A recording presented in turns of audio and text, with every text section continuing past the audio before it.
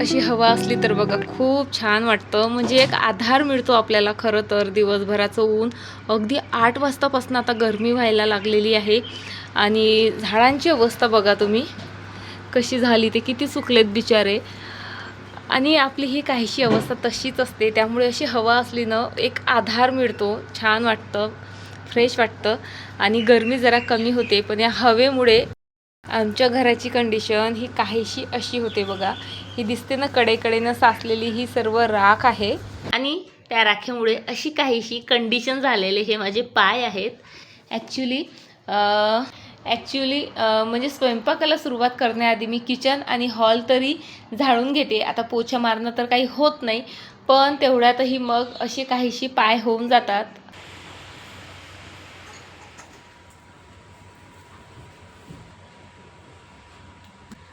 So हाय, नमस्कार. मी स्नेहा कुकदे फॅमिलीमध्ये पुन्हा एकदा तुम्हा सर्वांचं खूप सारं स्वागत करते. कशा आहात तुम्ही सर्वजण?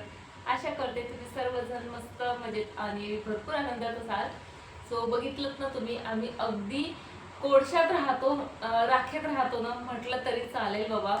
इतकी राख राख झालेली आहे ना घरभर आणि ही कंडिशन दररोजची असते. मी दररोज जरी पेडिक्युअर केलं ना तरी माझ्या पायाची कंडिशन जर तुम्हाला दाखवली ना, तुम्ही म्हणाल स्नेहा पाय आहे की काय आहे ते.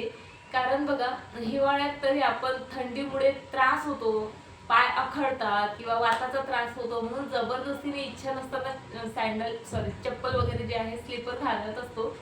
पण उन्हाळ्याची घालावीशीच नाही वाटत. मला हिवाळ्यात पण घरात घालायला नकोशी वाटते, पण आता तेव्हा मजबुरी असते. पण आता घालावीशी नाही वाटत आणि घातलं ना तरी फारसा फरक काही पडत नाही, कारण त्या चपलीवरही 10 वेळा राग बसतेच आणि ती कशीही का होईना पायांपर्यंत पोहोचतेच. सो पायाची कंडिशन तर आहेच तशी, पण सर्व घर म्हणजे विचारू नका. दररोज एवढंच गंद होतं घर. सकाळी घाईघाईत फक्त झाडल्या जातो, पोछा नाही मारल्या जात. तुम्ही हे समजू शकता. आता मुलं गेलेत ना, तुम्हाला घराची कंडिशन दाखवली मी माझी. आता पटपट जे आहे पहिले घर आवरते, त्यानंतर मग आंघोळ बिंघोळ करते आणि नंतर इतर कामं करते. पोछा लावल्याशिवाय दुसरं कोणतंच काम सुचत नाही. नाहीतर ना डोळ्यासमोर ही राख राख नुसती फिरत राहते. आता म्हणजे उन्हाळाभर सर्व कामं सोडून हे एक महत्वाचं काम आहे, जे सकाळ संध्याकाळ कधी कधी तर दुपारी सुद्धा 3-3 वेळेस जे आहे आम्हाला न चुकता, इच्छा असो की नसो, करावं लागतं. सो चला, आता आधी घर पूर्ण क्लीन करते, आंघोळ करते आणि त्यानंतर तुम्हाला भेटते.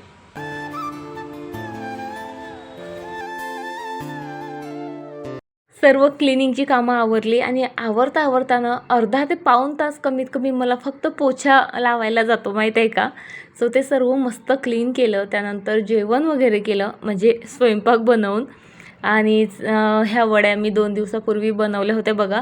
खालीवर करायचं ना फार कंटाळा येतो, कारण 6व्या मजल्यापासून वर लिफ्ट नाही त्यामुळे. सो इथे ज्या आहेत त्या वाळायला घातल्या. म्हटलं आणखी 1-2 दिवस इथे वाळायला घालते, नंतर डब्यात भरून ठेवते. आता इथे केसांचा शो ऑफ यासाठी चाललेला, म्हणजे कारण सांगते तुम्हाला बघा. म्हणजे मला ना स्ट्रेट केस भरपूर आवडतात आणि आपलं असंच असतं, ज्याचे स्ट्रेट असतात त्याला वेवी हवी असतात, कर्ली आवडतात, किंवा ज्यांचे कर्ली वेवी असतात त्यांना स्ट्रेट आवडतात. मला स्ट्रेट आवडायचं कारण म्हणजे स्ट्रेट केसांना भरपूर मॅनेजेबल असतात. छोटासा एक क्लचर लावला तरी होऊन जातं. हेअरस्टाईल करा नका करू, त्याचा ना जास्त म्हणजे काय तो लोचाच नसतो स्ट्रेट केसांचा, असं मला तरी वाटतं. आणि वेवी केस न आवडायचं कारण म्हणजे ते म्हणजे प्रचंड वेवी म्हणजे फ्रिझी होतात. थोडंफार पाणी लागलं तरी फ्रिझी होतात. केस धुतल्यानंतरही तर विचारूच नका. सो त्यामुळे पण आज ना मी एक कंडिशनर चेंज केलं आहे आणि आत्ताच मी त्याचं म्हणजे नाव तुम्हाला नाही सांगत. हा माझा सेकंड यूज आहे फक्त, आणि मला इतका फरक जाणवतो आहे माझ्या केसांमध्ये. आणखी ना काही दिवस मी यूज करते आणि नंतर तुम्हाला सजेस्ट करते. पण कंडिशनर माहिती आहे का, यूज करायला पाहिजे. आपल्या हेअर केअर हॅबिटमध्ये तुम्ही कंडिशनर यूज करायची हॅबिट नक्की इन्क्लूड करा. केस फक्त सॉफ्टच होत नाही, तर त्यांचा रफपणा कमी झाल्यामुळे गळतीही कमी होते. एरवी आपण केस जास्त विचारले किंवा हात फिरवला की केस हातात येतात, पण सॉफ्ट असले की तो प्रॉब्लेम होत नाही. एका तासापासून मी एकाच ठिकाणी बसून होती. आता तुम्ही म्हणाला हा स्नेहा मस्त आराम चाललाय, पण आराम वगैरे काही नाही. पियूचा अभ्यास घेत होती. आता शाळा चालू होऊन बरेच दिवस झाले आणि बऱ्यापैकी जो आहे त्यांचा सिलेबस पुढे चाललाय. सो टेन्स वगैरे लर्न करून घ्यायचे होते. आणि पिहूचा काय प्रॉब्लेम होतो माहिती आहे का, म्हणजे रायटिंग वर्क कितीही असलं ना तर हसत हसत आणि त्याचा तो करून घेतो. पण त्याला तुम्ही लर्न करायला सांगितलं ना तर एक शब्द वाचतो इकडे बघेल, एक शब्द वाचेल तिकडे बघेल, त्याची पप्पाची खोडी करेल, आरोहीची खोडी करेल. म्हणजे त्याचं कंटिन्युअसली जे आहे नुसतं चुडचुड चुडचुड चुडचुड जे आहे चाललेली असते. आणि इकडे बसून किंवा कामं करून त्याला पिहुरे पिहुरे कर्रे कर्रे करून डोकं दुखवल्यापेक्षा मी जाऊन त्याच्या जवळच बसते. जवळ बसले की कसं भीतीने का होईना किंवा आहे मम्मा आपल्याजवळ बसलेली या धाकाने का होईना तो लर्न करतो. नाहीतर एक शब्द वाचतो आणि म्हणजे 1 सेकंद वाचेल आणि 10 मिनिट जी आहे त्याची मस्तीच चाललेली असते.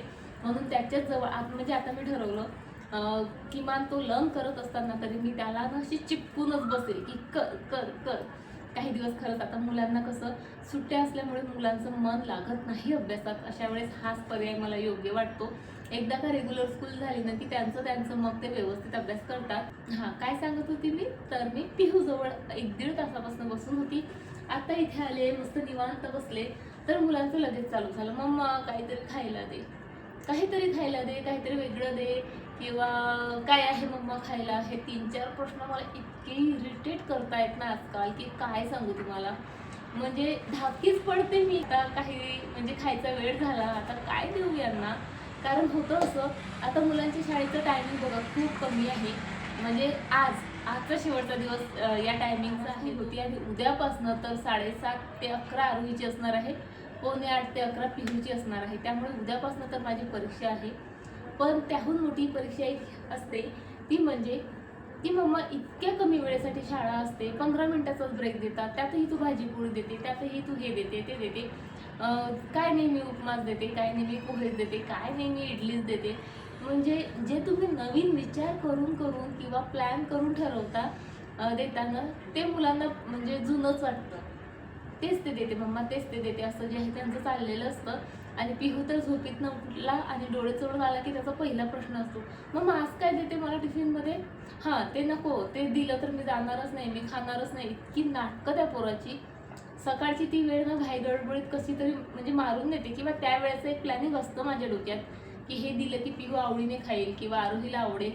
पण या वेळेचं प्लॅनिंग म्हणजे काय काय प्लॅनिंग करायचं बरं, खरंच कळत नाही. यावेळेचं काही प्लॅनिंग नसतं. आणि आता फरमाईश झाली दोघंही भावांची की मम्मा काहीतरी खायला दे. आता काहीतरी विचार करून करून माझं डोकं दुखतंय खरंच. प्लीज तुमच्याकडे ना अशा झटपट बनणाऱ्या 2-3 अशा चुटूपुटूवाल्या रेसिपी असतील पण हेल्दीही असतील तर प्लीज मला कमेंट सेक्शनमध्ये अगदी शॉर्टकट म्हणजे नाही रेसिपी तर नाव तरी सांगा. म्हणजे ते आम्ही यूट्यूबवर सर्च करून किंवा मग नावावरून कळतं बऱ्याचदा की काय काय कसं असेल. सो प्लीज खरंच मला सेंड करा किंवा शॉर्टकटमध्ये रेसिपी टाईप करून द्या. खूप कंटाळली मी की आज काय खायला किंवा आज काय नवीन बनवते, आज काय नवीन देते. खूप कंटाळली. बरं चला, आता दोघं भावांची फरमाईश आहे मम्मा पटकन आण, कारण आता त्यांचा अभ्यास लास्ट स्टेजवर आहे. तिथनं उठले की ते सरळ खेळायला जाणार. सो आता खूप विचार केल्यानंतर मी झटकीपट बनणारी गोष्ट ते म्हणजे आपली पॉपकॉर्न ते ठरवलेत. म्हटलं ते देऊ का. आता दोघांनी एका स्वरात हा म्हटलं, हो म्हटलं. ते मला खरंच सांगू शकत नाही माझ्या फिलिंग्स तेव्हा काय होत्या, अगदी सुटल्यासारखं झालं मला. सो आधी त्यांना पॉपकॉर्न बनवते आणि आज एक मला मस्त असा DIY तुमच्यासोबत शेअर करायचा आहे. खूप इझीवाला आहे. सो तो नंतर शेअर करते. माहीत नाही आज कंप्लीट होईल का नाही. तो झाला तर आज शेअर करते, नाही झाला तर मग उद्याच्या व्हिडिओमध्ये शेअर करेल. काय झालं माझ्या गळ्याला बोलून बोलून बोलून बोलून नाही यार, पिहूमुळे ओढून ओढून माझा गळा कधी कधी ना असा ब्लँक होऊन जातो. आवाज येत नाही, नाही तर नुसता घरघर घरघर आवाज येतो. बरं चला आता तुम्ही म्हणाल स्नेहा पॉपकॉर्न फुलवते आणि हे काही शेअर करण्यासारखं आहे का. पण बऱ्याच लोकांचा काय प्रॉब्लेम होतो माहिती आहे का, पॉपकॉर्न फुलवत असताना एकतर ते प्रॉपर फुलत नाहीत किंवा अर्धवट काही पॉपकॉर्नचे दाणे ना मक्याचे दाणे ना कढईमध्ये जसेच्या तसेच राहतात किंवा ते जळतात. आणि काही काही पॉपकॉर्न असे खायला गेलं की बघा कडक कडक लागतात, कारण ते पूर्णतः फुललेले नसतात. त्यामुळे ते योग्य पद्धतीने फुलवणं गरजेचं आहे. त्यासाठी कढईत बघा तेल घालायचं, आधी तेल घालायचंच. तेलामुळे ना पॉपकॉर्न खूप छान फुलतात. त्यानंतर हळद घालायची, मीठ घालायची, ते छान असं विरघळून घ्यायचं. त्यानंतर त्यामध्ये आता हा मका घालायचा आणि हा ना चांगला 2 ते 3 मिनिट असा ना परतून घ्यायचा. डायरेक्ट झाकण त्यावर ठेवायचं नाही. असं परतून घेतल्यानंतर जेव्हा तुम्ही झाकण ठेवता आणि झाकण काढता तेव्हा मग असा मस्त फुललेला जो आहे पॉपकॉर्न तुम्हाला मिळतो. खूप इझी आहे, ट्राय करून बघा. सो चला, आता आमचे पॉपकॉर्न इथे तयार आहे आणि बघा किती छान फुललेत आणि एकही दाणा तुम्हाला यामध्ये फुललेला म्हणजे न फुललेला दिसणार नाही. आणि आकारही बघा पॉपकॉर्नचा किती मस्त आला. हळद बीटही सर्व पॉपकॉर्नला लागलंय. सो ही प्लेट तुमच्यासोबत काही दिवसाआधी शेअर केली होती बघा, जेव्हा मी डीमार्टमधनं मोठीशी प्लेट घेऊन आले होते एक, आणि ही सकाळीच आरोहीच्याने फुटली म्हणून ती प्लेट मला फक्त एकच मिळाली. ॲक्च्युली मला ते कमीत कमी सहा नाही 4 जरी मिळाला ना तर भरपूर होतील, पण सकाळीच ही प्लेट फुटली. त्यानंतर मी ती प्लेट मागितली. सो प्लेट्स तर मला काही मिळाल्या नाहीत, पण एक चॅलेंज मिळालं की 1 महिना तू जर ती प्लेट मला म्हणजे टिकवून दाखवली तर मी तुला प्लेट्स घेऊन देतो म्हणून. पण मला माहिती आहे आता 1 महिना झालेला, मी चॅलेंज पूर्णही केलं तरी आय डोंट थिंक सो की ते प्लेट्स मला खरंच 6च्या सेटमध्ये किंवा 4च्या सेटमध्ये मिळतील. म्हणजे मिळतील पण असंच 1-1, 2-2 जे आहेत मिळतील. आणि मलाही खरं तर तसंच घ्यायला आवडतं. सो बरं चला, आता ही प्लेट तर फुटली. आता ह्या ना 6च्या सेट होत्या. ॲक्च्युली मला कधीतरी कुठेतरी गिफ्ट आलेलं होतं हे. सो 1-1, 2-2 करून 6च्या 6 आम्ही दोघी मायलेकीने फोडून टाकल्या. जरा नाजूकच आहेत ह्या, लवकर फुटतात. सो ज्या आधीच्या फुटल्या ना त्या जरा एक्स्ट्रीम कंडिशनमध्ये फुटल्या की त्या जोडजाळही करता येत नव्हत्या, पण ही जरा व्यवस्थित फुटली. म्हणून आता हिला मी असं जोडणार आहे आणि हिच्यापासून एक छानसं DIY तयार करणार आहे. असं मस्त एक वॉल डेकोर बनवायचा जो आहे माझा विचार चालला आहे. लेट्स सी आता काय बनतं, कसं बनतं, डोक्यात काहीच नाही. किंवा बऱ्याचदा माझं ठरलेलं काही असतं आणि बनतं काहीतरी वेगळंच. सो चला, आता सर्वात आधी तर मला ही प्लेट चिपकवायची आहे. त्यासाठी मी हा फेविक्विक जो आहे ना तो यूज करते आहे. काही नाही, 5 रुपयाचं पॅकेट येतं, म्हणजे छोटा पॅकेट बडा धमाका असं हे काहीसं आहे. खूप इझिली आणि पटकन कोणतीही गोष्ट चिपकते त्याने. फक्त 2 मिनटात माझी प्लेट व्यवस्थित चिपकवून घेतली. त्यानंतर आता इथे मी बेस म्हणून व्हाईट कलर इथे यूज करते आहे. तुम्ही व्हाईट कलरचा बेस दिला ना, मग तुम्ही कोणताही कितीही लाईट कलर जरी त्या वस्तूला किंवा त्या DIYला दिला ना तर अगदी व्यवस्थित लागतो. सो त्यानंतर बघा थोडासा रेड कलर आणि व्हाईट कलर मिक्स करून असा मी म्हणजे अगदी लाईट पिंक कलर तयार केला आणि तो आता इथे मी प्लेटला देते आहे. आता पहिली लेयर व्यवस्थित सुकली, दुसरी लेयर पण व्यवस्थित सुकली. त्यानंतर मी पेन्सिलच्या मदतीने असे रँडम काही फुलं, पानं वगैरे वगैरे जे आहेत या प्लेटवर अशा प्रकारे जे आहेत ड्रॉ केलेत आणि लगेच जे आहे कलरही करून घेतलं. कलर करण्यासाठी आता मी आधी जसं लाईट कलर बनवला होता व्हाईट आणि पिंक यूज करून किंवा रेड यूज करून, अगदी तसंच फक्त जरा जास्त पिंक यूज केला आणि हा डार्क पिंक जरासा जो आहे तयार केला. सर्व फुलांना कलर दिलं, त्यानंतर पानांना, फांद्यांना सर्व याला जो आहे कलर दिलं. इथं भरपूर पेशन्स लागतात माहीत आहे का, आणि असं बारीक काम असलं ना खूप लक्ष देऊन करावं लागतं आणि त्यासाठी ब्रश प्रॉपर असले ना की खूप छान काम होतं. पण तुम्हाला तर माहीत आहे स्नेहाचं सर्व काम जुगाडूच असतं. जसं इथे दिसतंय तुम्हाला जे आयलायनर आहे त्याचा जो आहे हा ब्रश आहे, कारण इतका बारीक ब्रश मिळतो बरं का ऑनलाईन, आय डोंट नो, पण मिळतात कारण मी बऱ्याच व्हिडिओमध्ये बघते, पण माझ्याकडे नाही आहेत. सो आहे त्या गोष्टींमध्ये भागवायचं जे आहे माझं चाललेलं असतं, तुम्हाला हे चांगलंच माहीत आहे.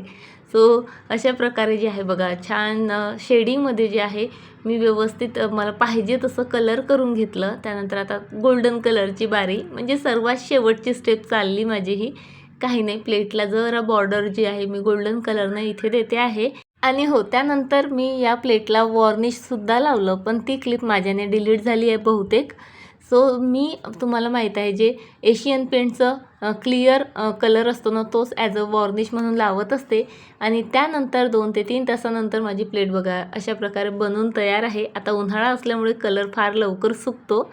सो या प्लेटचा उपयोग तुम्ही खूप वेगवेगळ्या प्रकारे करू शकता. जसं डेली बेसिसवर आपण बऱ्याचदा जे आहे ज्वेलरी यूज करत असतो किंवा बाहेर ना आलं की लगेच जे आहे वेळ नसतो आपल्याकडे की ज्वेलरी प्रॉपर तिच्या बॉक्समध्ये ठेवून द्यायची. सो अशा वेळेस अशा प्लेट्स तुमच्याकडे असतील तर तुम्ही ज्वेलरी ऑर्गनायझर म्हणून त्याचा उपयोग करू शकता. नाहीतर मग माझं सर्वात फेवरेट काम ते म्हणजे वॉल डेकोर किंवा होम डेकोर म्हणा तुम्ही. सो त्यासाठीही तुम्ही अशा प्लेट्स यूज करून घेऊ शकता. खूप सुंदर दिसतात, खरंच खूप सुंदर दिसतात. जवळून दाखवतेच मी तुम्हाला. ह्या प्लेट्स तुम्ही जर सेटमध्ये बनवल्या ना तर तुमचं बेस्ट असं वॉल डेकोर जे आहे बनवून तयार होतं. सो कशा दिसत आहेत प्लेट मला नक्की कमेंट करून सांगा. आणि चला इथे माझा डान्स यासाठी चालला आहे, काही नाही, घर आवरत होते आणि आवरता म्हटलं चला सकाळची धूळ माती तुम्हाला दाखवली. आता सायंकाळची म्हणजे आता 5 वाजलेत, 5:30 वाजलेत. मला फिरायला जायचं आहे, त्याआधी मी घर वगैरे आवरून घेत असते. सो अशी काहीशी माझ्या पायाची कंडिशन झाली. यावरून तुम्ही माझ्या घराची काय कंडिशन असेल याचा अंदाजा नक्कीच लावू शकता. म्हणून घर आवरल्यानंतर मी झाडू मारला आणि त्यानंतर पुन्हा एकदा पोछा लावते आहे. सो असा उन्हाळा जो आहे माझ्यासाठी तापदायक असतो. म्हणजे सकाळ दुपार संध्याकाळ लाव स्नेहा पोछा असंच जे आहे चाललेलं असतं नुसतं. सो चला आता म्हणजे कंप्लेंट करूनही काही फायदा नाही, म्हणून मी माझं घर मस्त क्लीन करते आणि तुम्हाला उद्या भेटते अशाच एका छान व्हिडिओसोबत. तोपर्यंत फ्रेंड्स प्लीज स्वतःची काळजी घ्या आणि हो व्हिडिओ आवडला असेल तर लाईक करा शेअर करा आणि प्लीज हाईपही करा. सो चला टेक केअर फ्रेंड, बाय.